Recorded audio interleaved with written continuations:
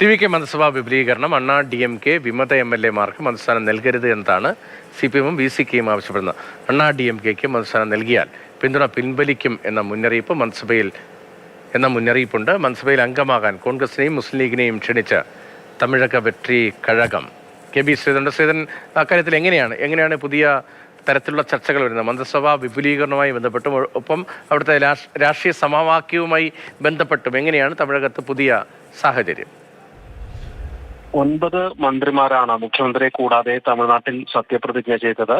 ഏതായാലും ഇതിന് കൂടാതെ ഈ ഭൂരിപക്ഷം തെളിയിക്കുന്ന അവസ്ഥയിലേക്ക് വന്നതോടുകൂടി അണ്ണാ DMKയിലെ 25 വിമത MLA-മാരുടെ പിന്തുണ കൂടി വിജയ്ക്ക് ലഭിച്ചു.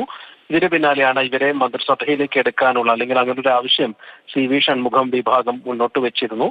എന്നാൽ അങ്ങനെ ഒരു നീക്കം ഉണ്ടായാൽ അണ്ണാ DMK പ്രതിപക്ഷ പാർട്ടിയാണ്, അവർക്ക് കൂടി എതിരായിട്ടുള്ള ജനവിധിയാണ് ഉണ്ടായിരിക്കുന്നത്.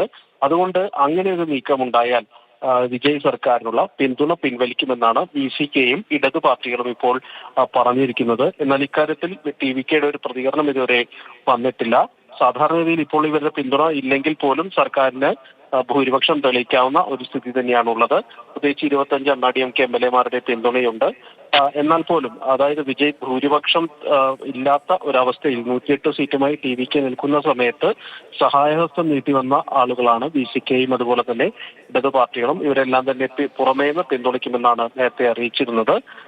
അവർ ഏതായാലും സർക്കാരിലേക്കില്ല എന്ന് നേരത്തെ അറിയിക്കുകയും ചെയ്തിരുന്നു. അതുകൊണ്ടാണ് ഇത്തരത്തിൽ അണ്ണാ DMKയെ ചേർക്കുന്ന NDA കക്ഷികളെ കൂടെ കൂട്ടുന്ന ഒരു നിലപാട് സ്വീകരിച്ചാൽ കടുത്ത നടപടികളിലേക്ക് പോകുമെന്ന മുന്നറിയിപ്പ് നൽകിയത്. മറുവശത്ത് കോൺഗ്രസിനെയും മുസ്ലിം ലീഗിനെയും ഉൾപ്പെടെയുള്ള ആളുകളെ മന്ത്രിസഭയിലേക്ക് വിജയ് ക്ഷണിക്കുകയും ചെയ്തിട്ടുണ്ട്.